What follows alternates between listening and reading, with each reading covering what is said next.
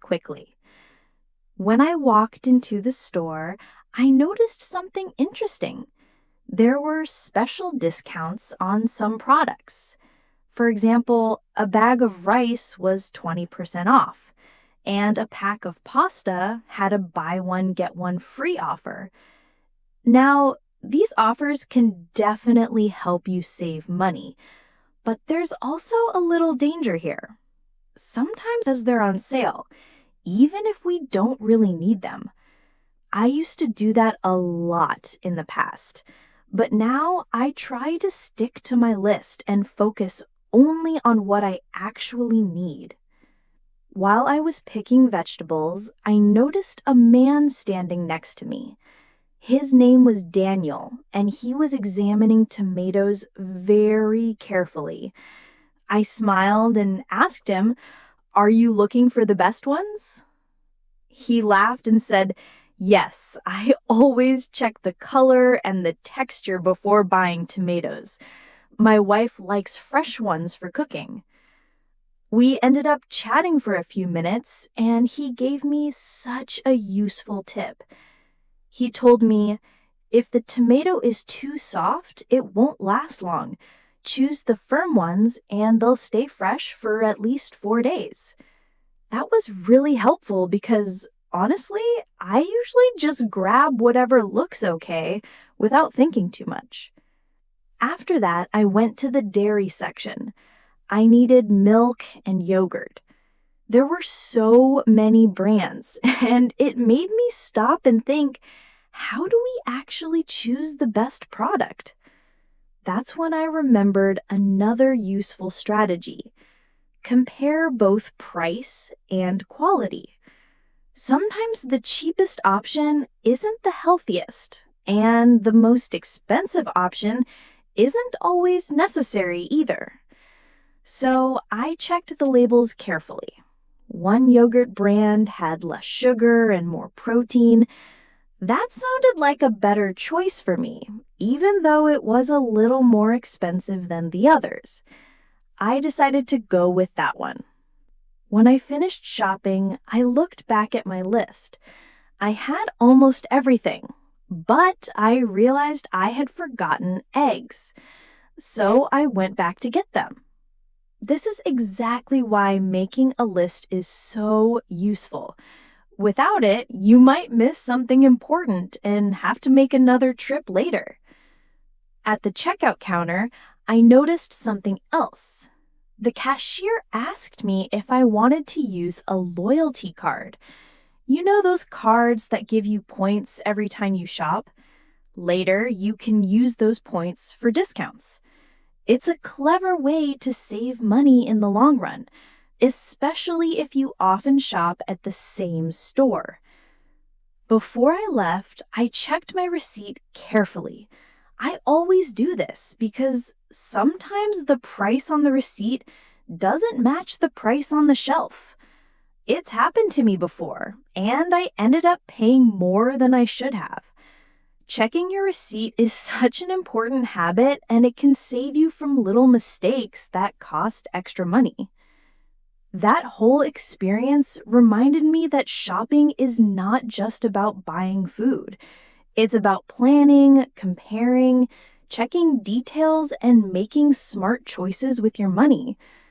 These are skills that go beyond the supermarket. They're life skills. Now, since this is English without limit, let's practice some useful phrases you can use while shopping.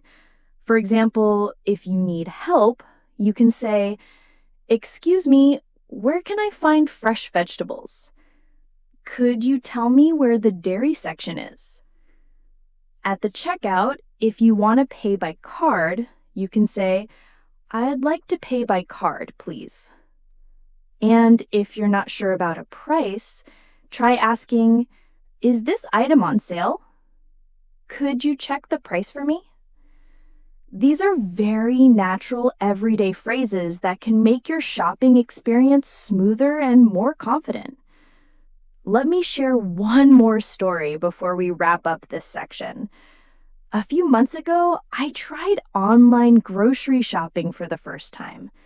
I used an app, placed my order, and waited for delivery.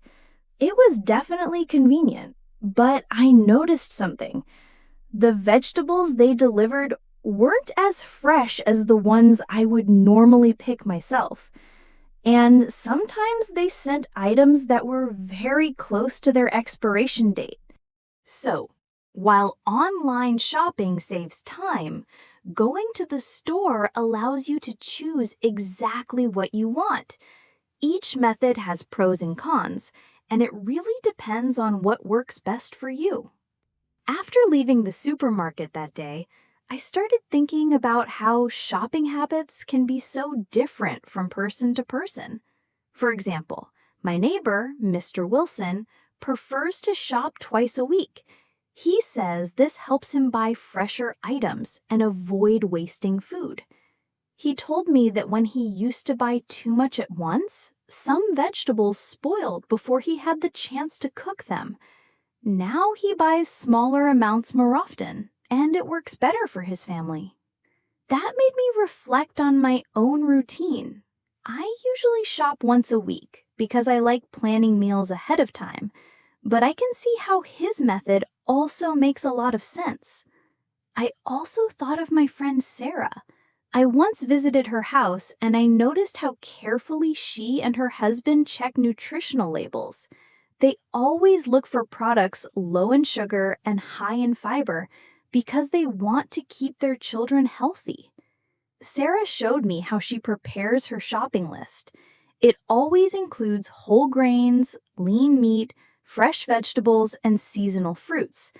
By sticking to this plan, she saves both time and money. And importantly, she avoids buying random snacks or unhealthy foods that no one really needs. Welcome back to English Without Limit. I'm Julia, your host, and today I'm going to take you through another real-life topic that connects directly to our daily routines, shopping for groceries. But this time, we'll go a little deeper.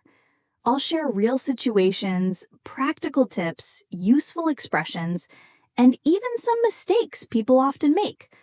All of this will not only help you improve your English, but also help you become a smarter shopper.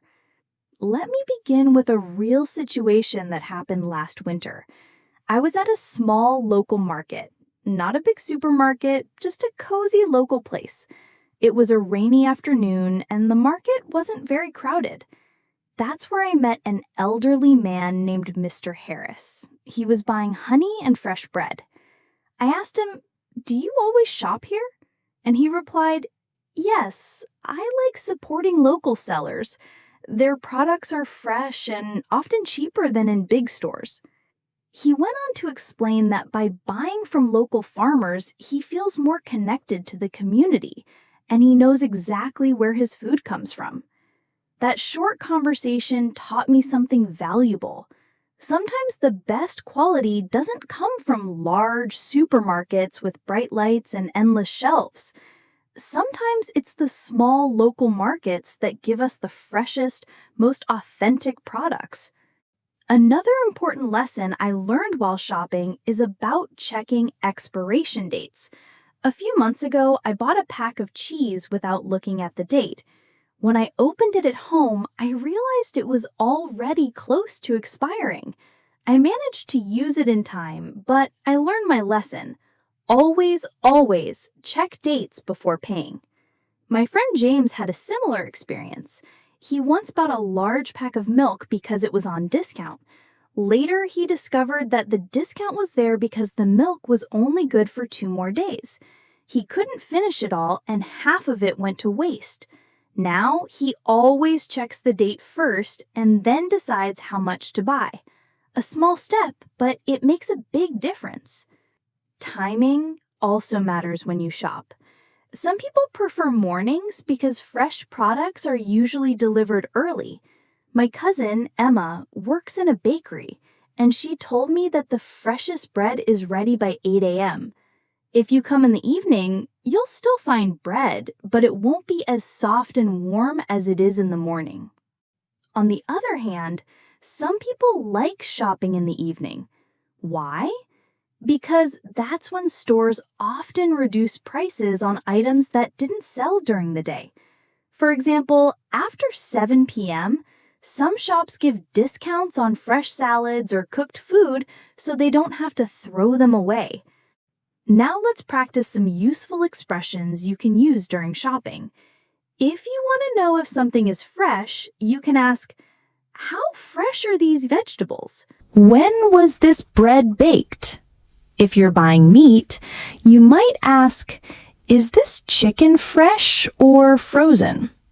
And if you want a smaller amount, you could say, "Could you give me half a kilo of this, please?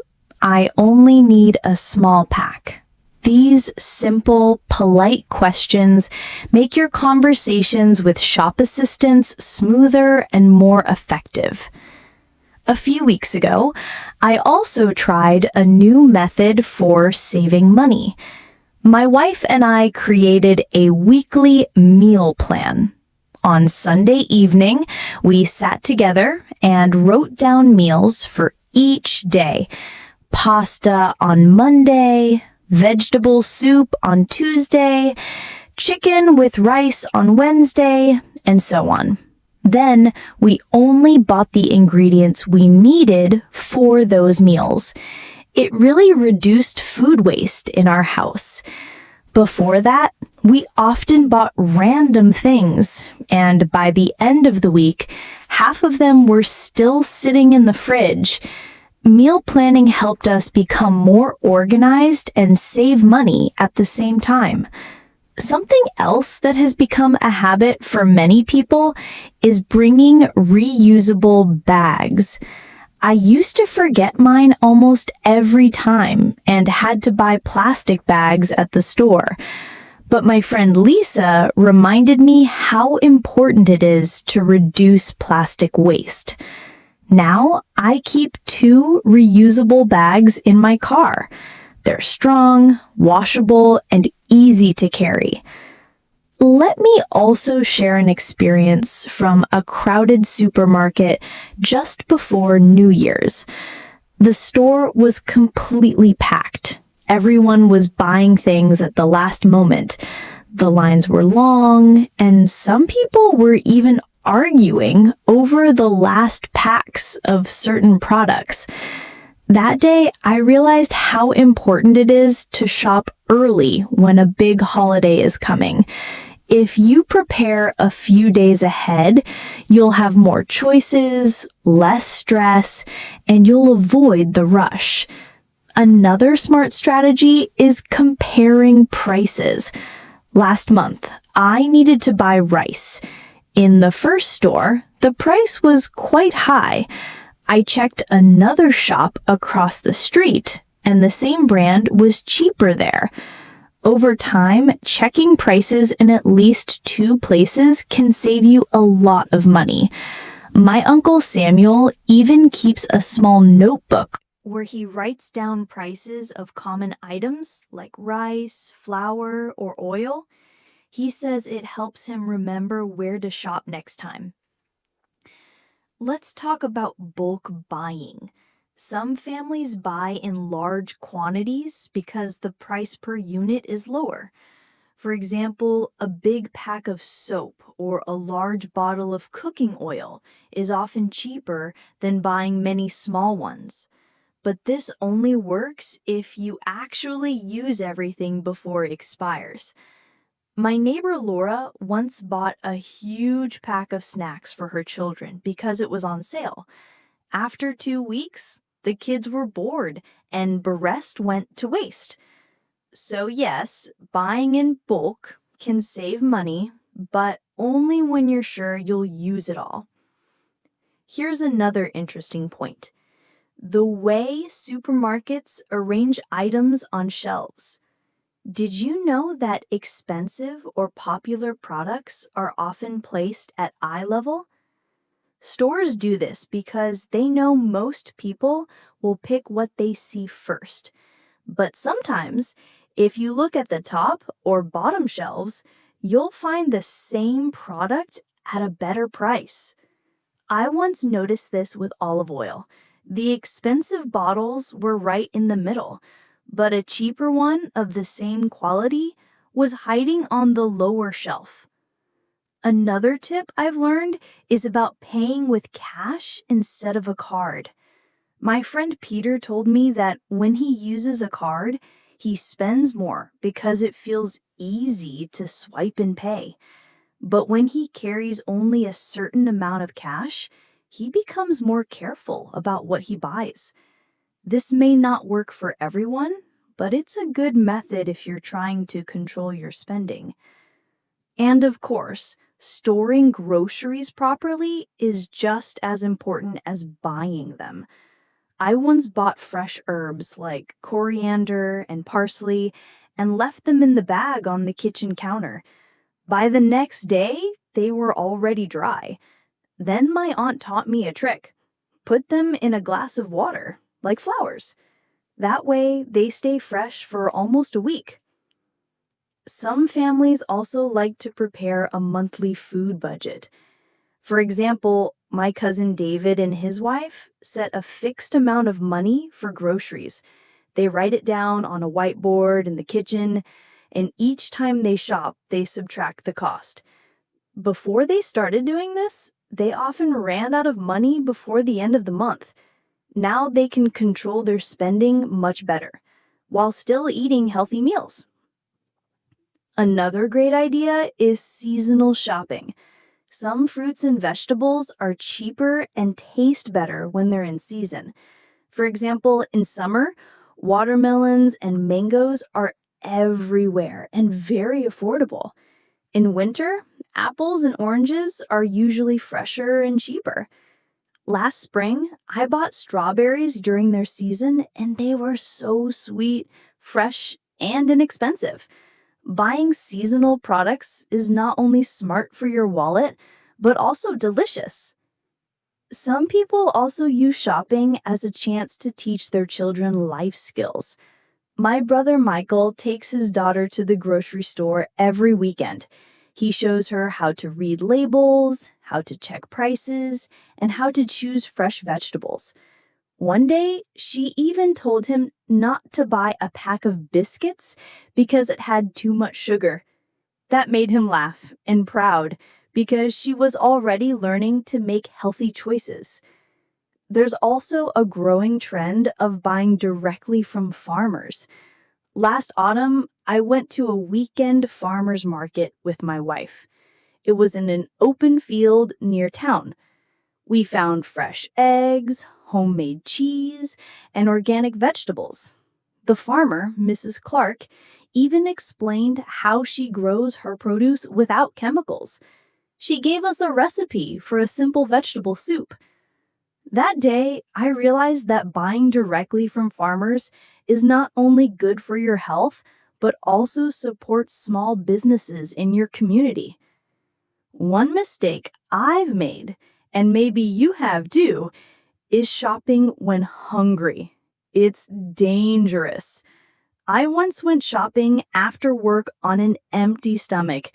I ended up buying chips, cookies, and sweets, but almost no real food for dinner. Since then, I always eat a small meal or at least a fruit before shopping. It keeps me focused and helps me make better choices. Storage space at home is also something to think about. My neighbor Karen once bought a huge bag of rice because it was on sale, but she didn't have a proper place to store it. Her kitchen was humid, and after a few weeks, the rice spoiled. Now she buys smaller packs that fit in airtight containers. Polite communication with shopkeepers can also make your shopping experience nicer. In small stores, even a simple "Good morning, how are you today?" can create a friendly atmosphere. My friend Robert always chats with the fruit seller near his home, and sometimes the seller even gives him a small discount or a free extra fruit. A little kindness goes a long way. Another lesson I learned was about shopping during bad weather. Last rainy season, there were 3 days of heavy rain. Roads were blocked, and I hadn't planned ahead. I ran out of food and had to go out in the storm just to buy bread and milk. Since then, I always keep a few essentials like rice, lentils, and dry food at home, just in case. Many families also share shopping responsibilities. My friend Henry and his wife take turns. One week he shops, the next week she does. They also keep notes about what's running low at home. It's a simple but effective system for a busy household. Another part of shopping is trying new products.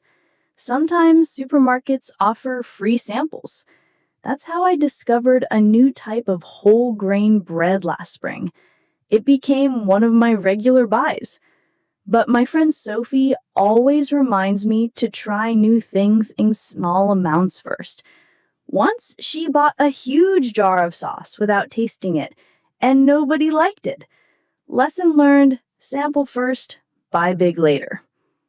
Keeping receipts is also important. A few months ago, I bought a bag of rice that was damaged inside. Luckily, I still had the receipt and the store replaced it. Without it, they couldn't have helped me. My father always keeps grocery receipts for at least a week, just in case. Some people even prepare lists with estimated prices. My Aunt Grace does this. She writes the expected price next to each item. After shopping, she compares it with the total. If it's higher than planned, she checks what extra she bought. This helps her control her spending. And finally, let's not forget the freezer. Freezing is such a practical way to save money and reduce waste. I once bought too much chicken on discount, so I divided it into portions and froze it. For the next 2 weeks, I had ready-to-use meals. Freezers really are one of the best tools for smart shopping. One more situation I want to share is about shopping with elderly family members. My grandmother enjoys going to the market, but she walks slowly and gets tired easily. Last spring, I started taking her with me on Sunday mornings. We go early when it isn't crowded. She chooses the vegetables herself, and I carry the bags. It's not only shopping, it's also quality time together. There's also the simple habit of reviewing what you already have at home before shopping. Many people, including me, sometimes forget this and end up buying things they already have. One time, I bought 2 big packs of sugar because I thought it was finished. But later, I found another pack in the back of the cupboard. Since then, I always check my shelves before making a list. It saves money and it avoids waste. And now, let me share some useful phrases you can use when you go shopping in English. Try to say them out loud with me. Could you weigh this for me, please? Very handy when you're buying fruits or vegetables. Do you have a smaller pack? Useful when the one you see is just too big. Can you give me a fresh one from the back? A polite way to ask if the items in front don't look very fresh. These small sentences can make you sound much more confident when shopping. Another important part of shopping is checking the weight of the products. One day I bought a pack of apples that looked big from the outside, but when I got home and weighed them, they were much lighter than expected because the packaging was very thick. Since then, I always check both the weight and the price per kilogram. My colleague Daniel told me something similar. He always reads the label where it shows price per kilo or price per 100 grams, because that's the real cost, not just the big number on the pack. This helps him decide which product is actually cheaper. Shopping also changes depending on where you live. In small towns, people often know the shopkeepers personally, and they sometimes get special advice, or even little gifts, like a handful of herbs or a free piece of fruit. In big cities, shopping is usually faster and more anonymous. You take their items, you pay, and you leave. I remember when I visited my uncle in a small village last year. I went shopping with him in a tiny store. The owner even recommended a recipe for fresh fish and gave us a few lemons for free because we were new customers. That warm and friendly atmosphere is something I don't often see in large supermarkets. Planning for unexpected guests is another reason people shop more carefully. My friend Oliver once shared his routine with me. He keeps extra tea, sugar, biscuits, and rice in his cupboard all the time. One evening, his cousins came to visit without notice. Because he had those basic items, he could prepare dinner without rushing to the store. This habit of keeping a small backup supply can be very helpful, especially for families who often get visitors. Shopping while traveling is another experience. A few months ago, I went on a short trip to another city. I had to buy some basic groceries for my hotel room because eating in restaurants every day was too expensive. I visited a local store, and it was very different from the ones in my hometown. The bread was shaped differently. The vegetables were arranged in baskets, and the cashier even gave me a cloth bag instead of plastic. That moment made me realize that shopping is not only about buying food, it's also about learning local customs and habits. My neighbor, Mr. Cooper, also once told me a story about shopping smarter. He used to buy big bottles of juice because they were cheaper in large size, but his family couldn't finish them before they expired. Now he buys smaller bottles, even if they cost a little more per liter, because nothing goes to waste. His lesson was clear. It's better to buy exactly what you need than to throw food or drinks away later. Sometimes shopping becomes easier with small tools. For example, my wife often takes a calculator when she goes to large stores. She adds the prices as she puts items into the trolley. This way, there are no surprises at the cashier. One time, she even avoided overspending because she saw the total was getting too close to the budget. She simply removed some unnecessary snacks before paying. Some people also join community buying groups. My colleague Rachel is part of such a group. They order things together online, like rice, beans, and cooking oil, and then they share them among the families. This helps them get lower prices without buying too much individually. Rachel says it also builds teamwork because they help each other with delivery and storage. Now let me share something I learned the hard way. One Saturday, I delayed shopping until late evening. When I reached the supermarket, many shelves were already empty because it was close to closing time. Since then, I always try to shop earlier in the day, especially before weekends or holidays. Another sweet little story comes from my friend Ethan. He loves fresh bread every morning. He found a bakery that allows him to pre-order bread for the next day. He calls them in the evening, and the bread is ready early in the morning. It saves him time and it guarantees freshness. Maybe you can ask your favorite local store if they have a similar service. Smart shopping also includes handling mistakes politely. A few months ago, I was charged for an item I didn't buy. I calmly showed the receipt to the cashier and explained the mistake. She apologized and refunded the money right away. Staying calm and polite always works better than getting angry. My friend Clara also had a story. She once found an extra item in her bag by mistake, and she returned it the next day. The shop staff really appreciated her honesty, and they even gave her a small discount for her next purchase. Some people plan shopping around weekly discounts. My Uncle Edward does this. Every Friday evening, he reads the store flyers and writes down what will be on sale the coming week. Then he plans his meals around those offers. This helps him save a lot of money each month because he buys only what is cheaper that week. Choosing the right pack size for your household is another skill.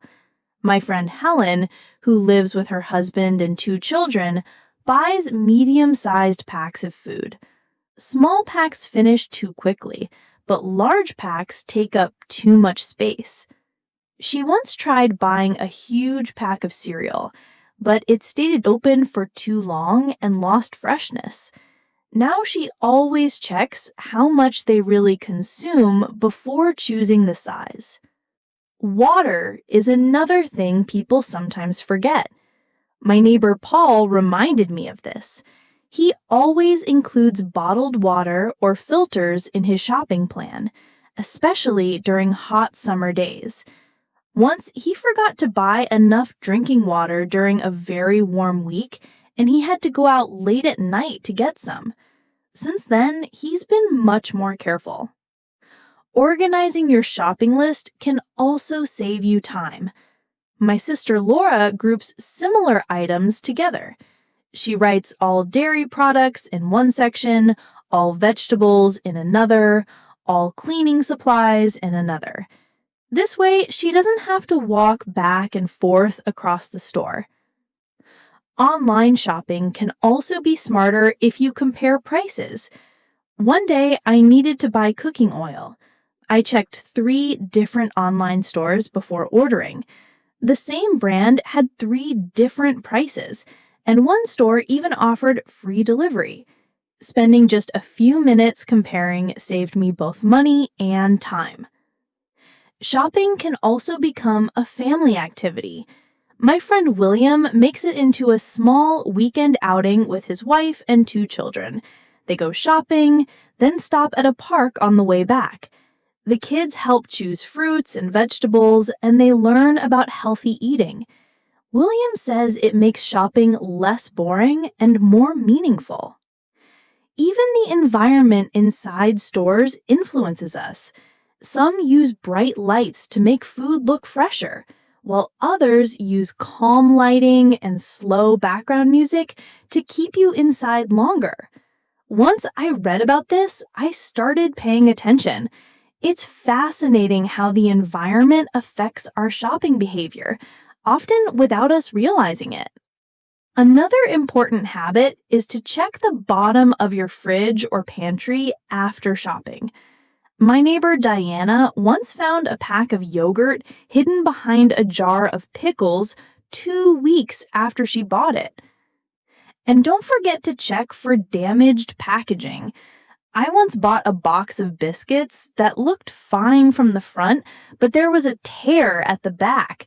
The biscuits were already soft, not fresh. Since then, I always look at all sides of a package. My friend Caroline even checks for dents in cans, because if a can is damaged, it might not be safe to eat what's inside. Finally, some families create shopping schedules based on paydays.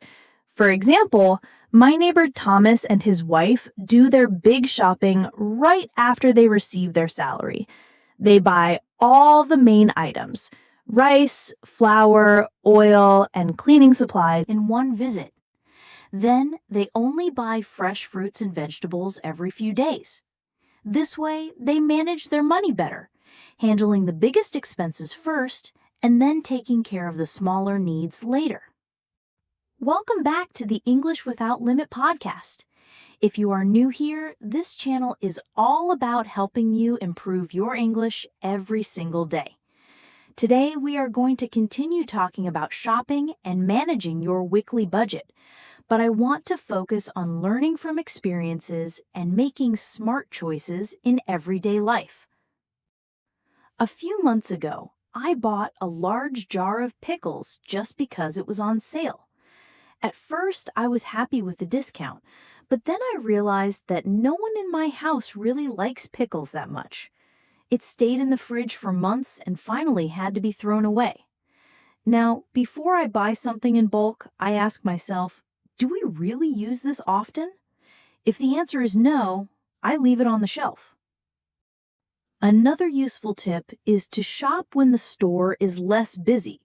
My colleague Susan always goes shopping early in the morning or late at night when the store is quiet. She says it saves her time and makes the whole process calmer. I tried this once on a weekday evening, and it was true.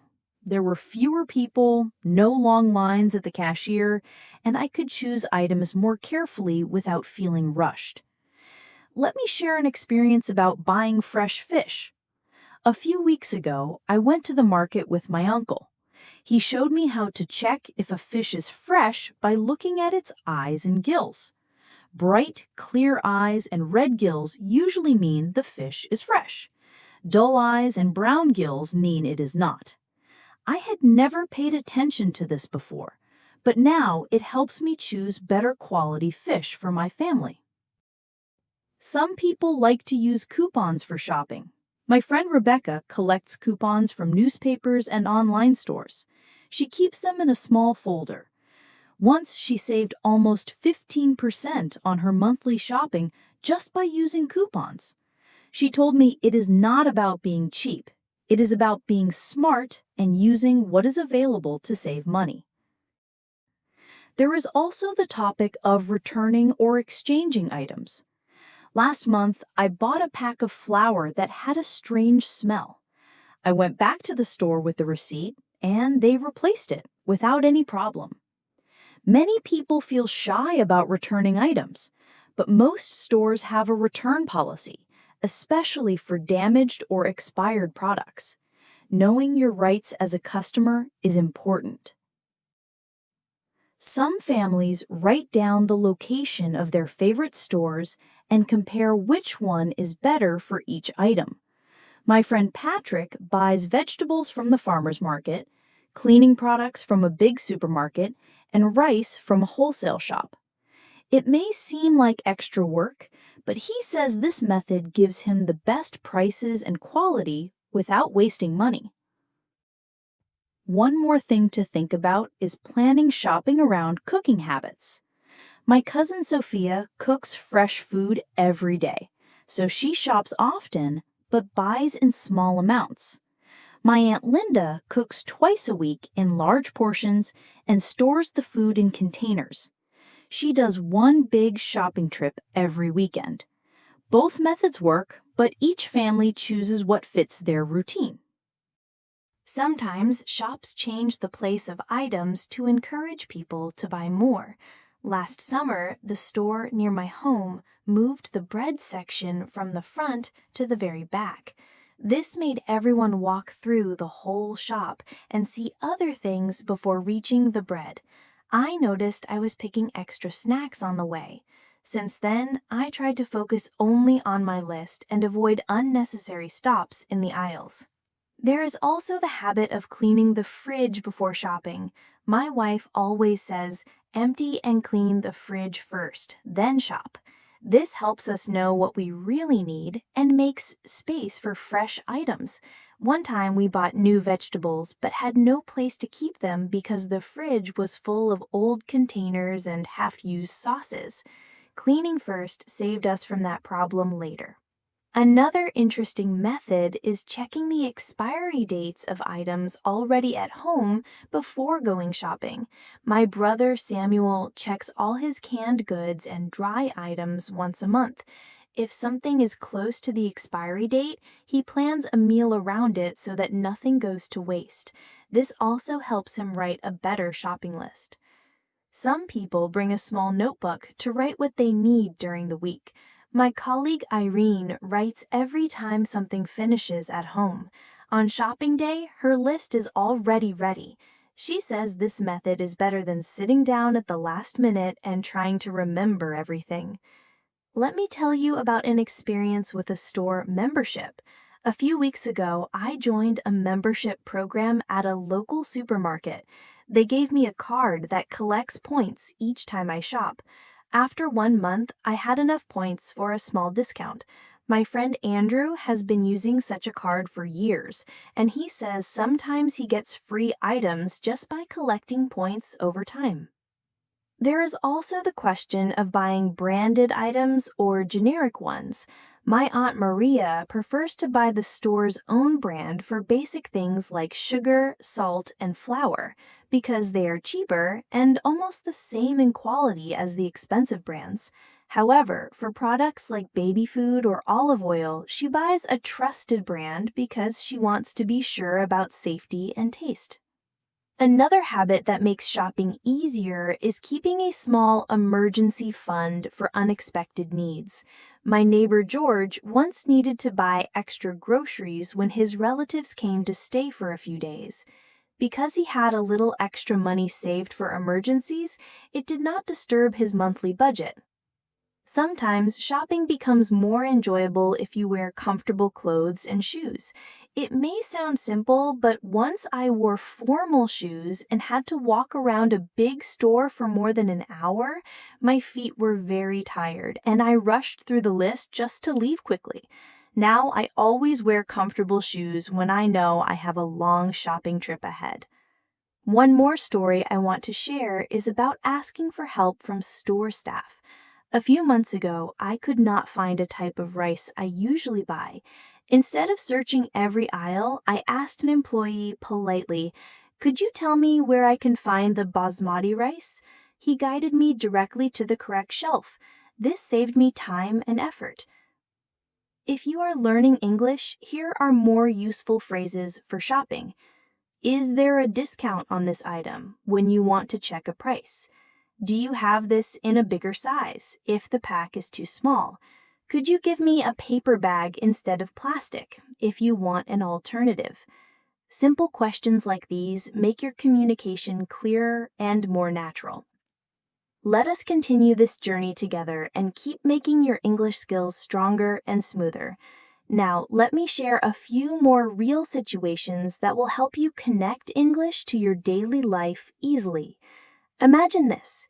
You wake up early in the morning and decide to go outside for a short walk before breakfast. The sun is soft, the air is fresh, and you see your neighbor walking their dog. You greet them by saying, "Good morning, how are you today?" They reply, "I am doing well, thank you. How about you?" You answer, "I am fine, just enjoying the fresh air before starting my day." This simple interaction is polite, and it also builds a habit of speaking English naturally. Now, picture another moment. You go to the grocery store to buy some fruits and vegetables.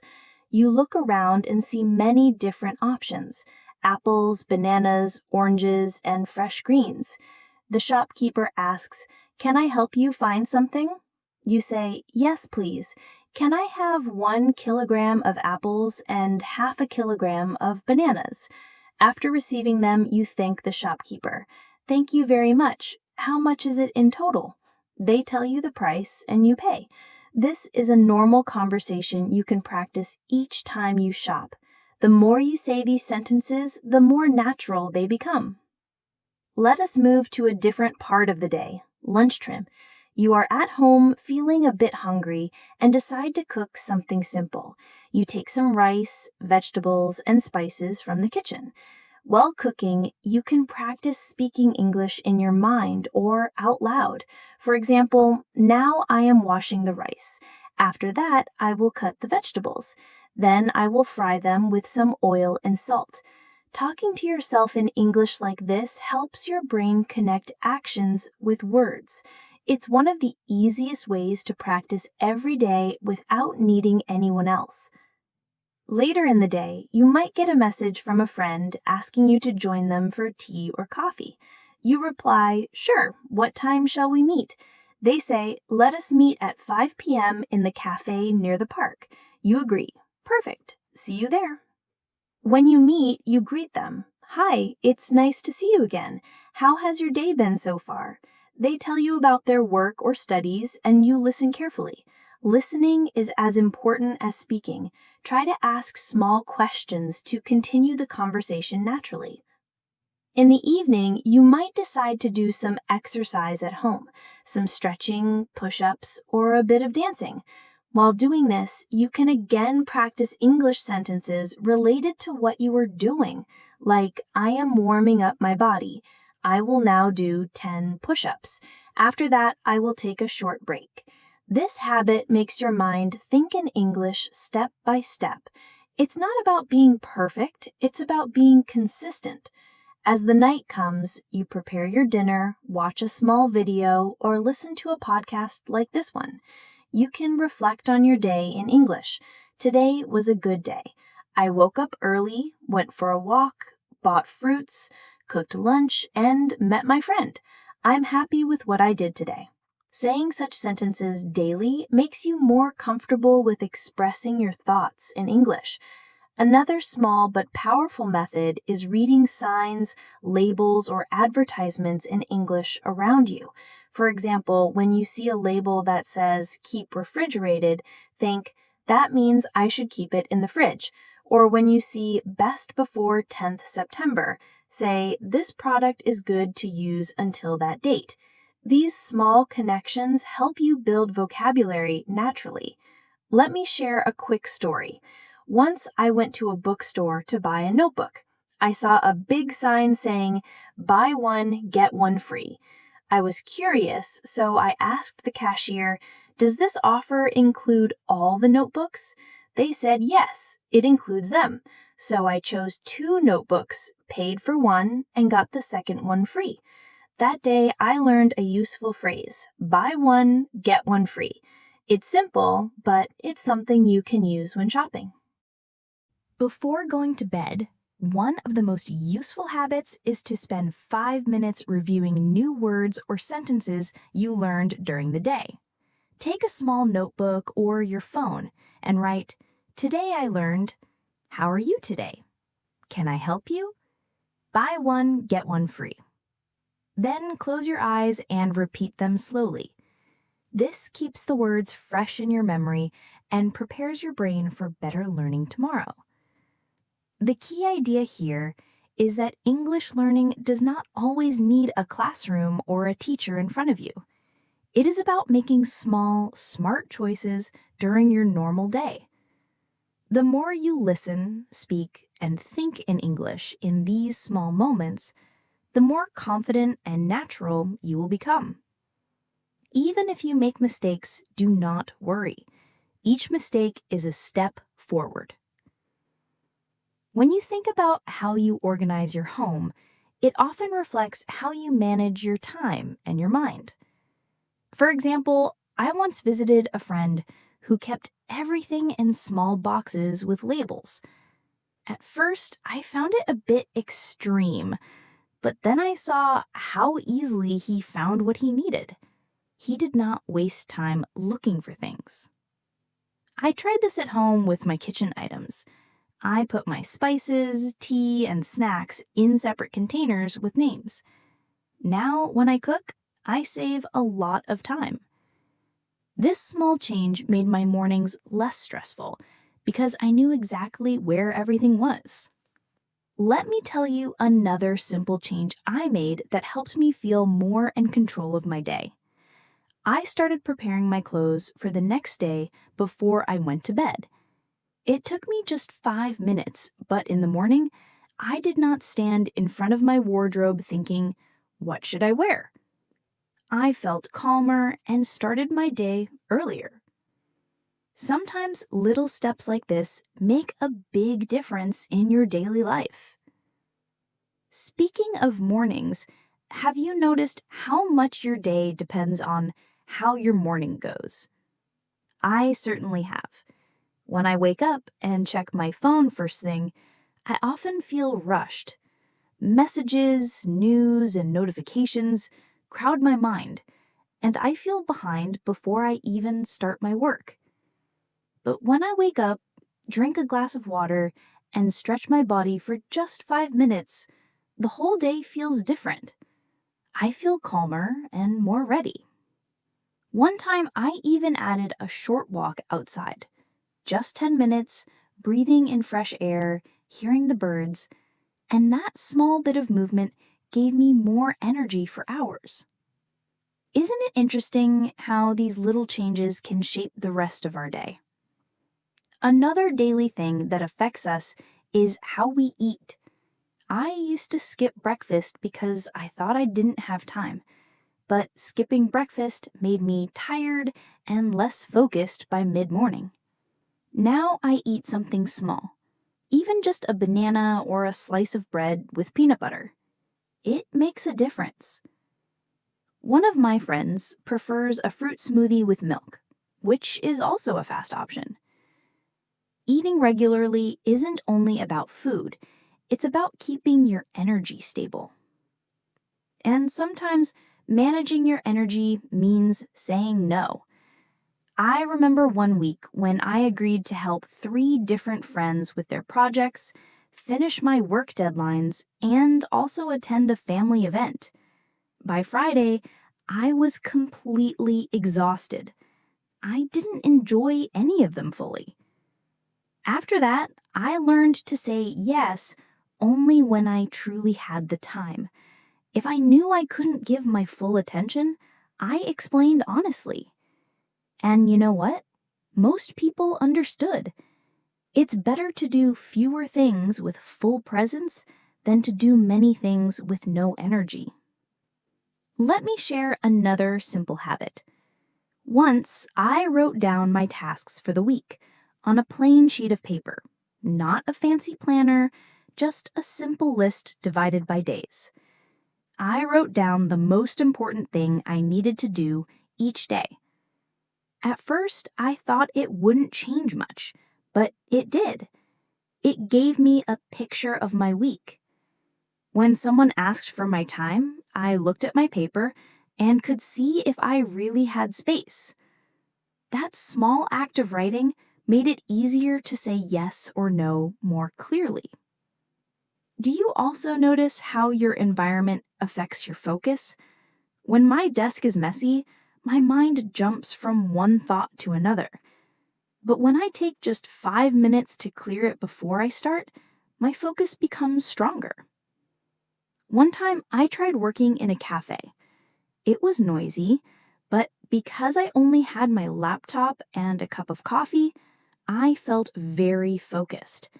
Sometimes a change of place or simply a cleaner space is exactly what we need. Another thing that helps me a lot is taking small breaks. I used to sit for hours trying to finish everything at once, but my brain got tired and I made mistakes. Now, every hour or two, I stand up, drink some water, and stretch. It doesn't take long, but it feels like I press a reset button for my mind.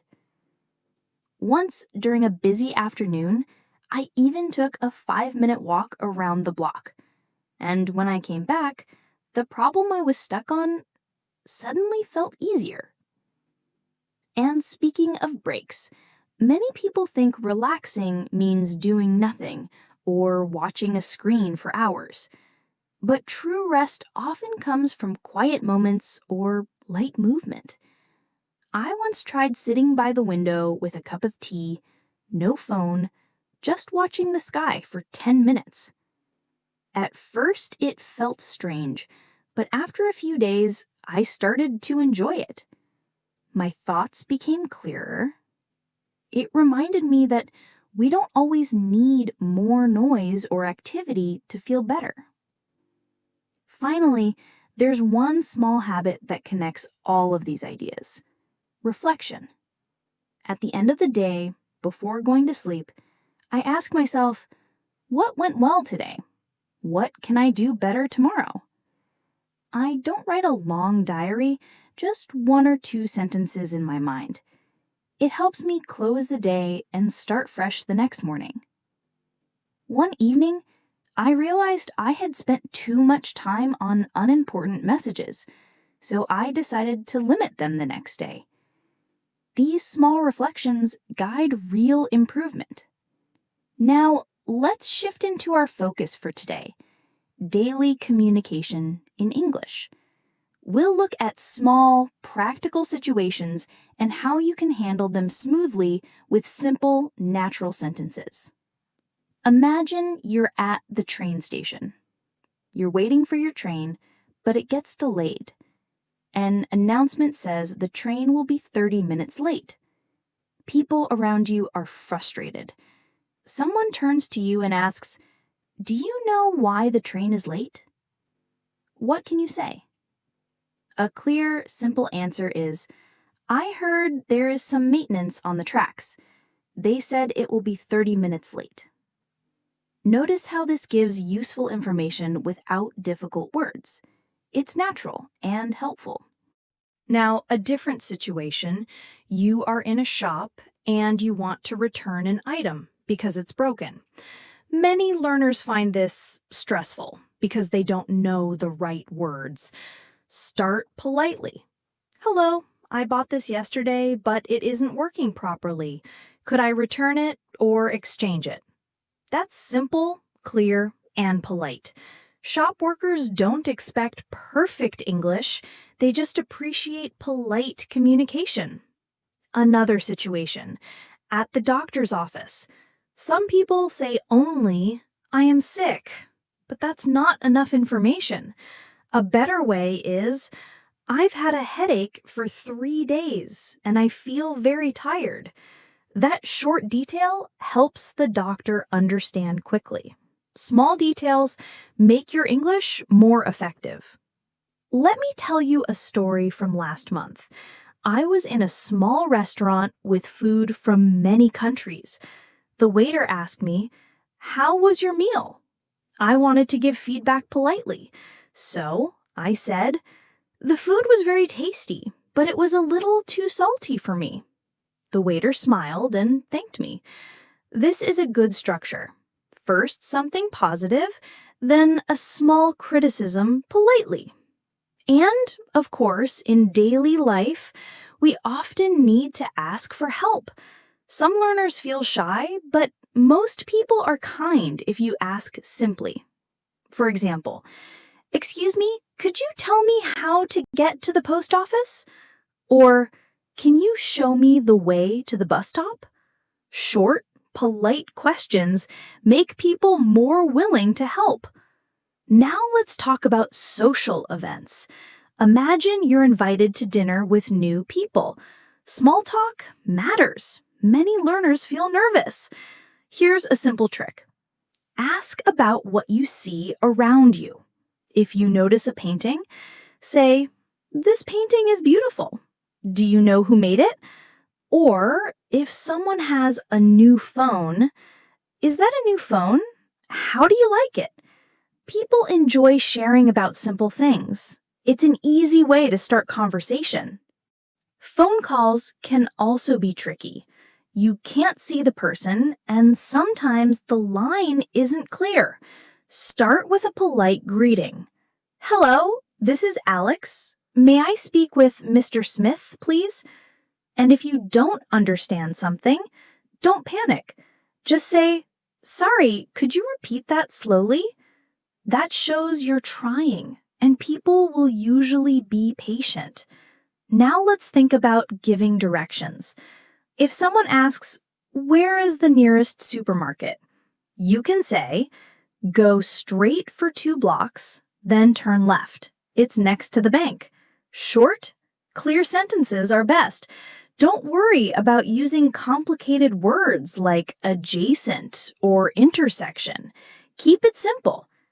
I also remember when I ordered something online and it arrived late. I had to write an email to the company. Many learners feel nervous about this, but here's a good structure. Start with a greeting, explain the problem, ask for a solution, end politely. For example, "Dear customer service, I ordered a book on July 2nd, but it has not arrived yet. Could you please let me know when it will be delivered? Thank you for your help. Best regards, Alex." See? It's polite, clear, and professional. And of course, in daily English, we actually include greetings. Many learners always say, "I'm fine," when someone asks, "How are you?" But there are many other natural answers. You can say, "I'm doing well, thank you." Or, "I'm a little tired, but everything is okay." Small changes like this make your English sound much more natural. Now, let me ask you a question. Do you sometimes find it difficult to say no politely? This is something many learners struggle with. Imagine someone invites you to an event, but you cannot go. Instead of just saying no, you can try something softer and friendlier. For example, "Thank you so much for the invitation, but I'm busy that day. Maybe another time." See how that works? You're not simply refusing. You're showing respect and keeping the relationship warm. And speaking of keeping conversations warm, let's not forget about compliments. Compliments are such a simple but powerful way to make people happy and to start a friendly conversation. For example, "I like your bag. It looks very nice." Or, "You did a great job in the meeting." The secret is to be sincere and keep it simple. Now, let's think about another everyday challenge. Sometimes you hear a word you don't know. Many learners feel shy in this situation, but you don't need to. You can politely ask, "Sorry, what does that word mean?" Or, "Could you explain that?" Most people don't mind explaining. In fact, they appreciate your curiosity. And remember, this is how you learn. Daily life is full of these small chances to practice English. At the market, on the bus, at work, at school, even when you're buying coffee. The more you use these small, polite phrases, the more confident you will become. So let's keep going together and explore more real-life situations where you can practice English every day. Imagine you are at a post office. You need to send a package to your friend. You go to the counter and say, "Hello, I would like to send this package to London. How much will it cost?" The clerk tells you the price and asks about delivery time. You can reply, "I want it to arrive within 5 days. Is that possible?" At the end, you pay and say, "Thank you very much. Have a nice day." It's short, polite, and clear. Now picture yourself at a pharmacy. You are not feeling well and you need medicine. You can say, "Hello, I have a headache. Can you recommend something for me?" The pharmacist may ask, "Do you have any allergies?" Or, "Are you taking other medicines?" You answer politely, "No, I have no allergies. I am not taking any other medicines." And when they give advice, you say, "Thank you. I will follow your instructions." See how simple and effective that is? Next, let's step into a bank. Imagine you want to deposit money into your account. You greet the teller politely. "Good morning. I would like to deposit $500 into my account. Can you help me?" The teller asks for your card or account number, and you follow their instructions. At the end, you always close with, "Thank you for your help." Those polite words, please and thank you, always make a good impression. What about public transport? Suppose you're taking a bus or a taxi. You can practice simple questions like, "Excuse me, does this bus go to Central Station?" Or, "How much will it cost to go to the airport?" And if you're giving instructions, you can say, "I need to go to the city center. Could you take me there?" These short sentences are not complicated, but they are very powerful in daily life. Now let's imagine going into a café. You want to order something. You can say, "Hello, can I have a cup of coffee, please?" Or, "Could I get a sandwich as well?" When your order arrives, don't forget, "Thank you." And if something is wrong, stay polite. "Excuse me, this is not what I ordered. Could I exchange it?" Polite but clear. That's the secret to smooth communication. Next, imagine visiting a friend's home. Maybe you want to ask about the house rules. You can say, "May I take off my shoes here?" Or, "Is it okay if I use the bathroom?" When your friend offers you something to eat or drink, you can reply, "Thank you, that is very kind." Or, "Yes, please, that would be great." Let's move to another situation, attending a meeting or class. If you don't understand something, don't be silent. You can say, "Could you please repeat that?" Or, "I'm not sure I understand. Could you explain it again?" It's better to ask politely than to stay confused. Let's start with a simple situation. Imagine you meet a colleague at work. You can begin with friendly questions like, "How was your weekend?" Or, "Did you enjoy the holiday?" When your colleague replies, you can continue naturally. "That sounds great. What did you do?" It's short, simple, and it helps you build good connections. Now picture yourself in a coffee shop. You walk to the counter and say, "Hello, may I have a cappuccino, please?" And if you'd like to stay and work, you can ask, "Do you have free Wi-Fi here?" Very useful, very polite.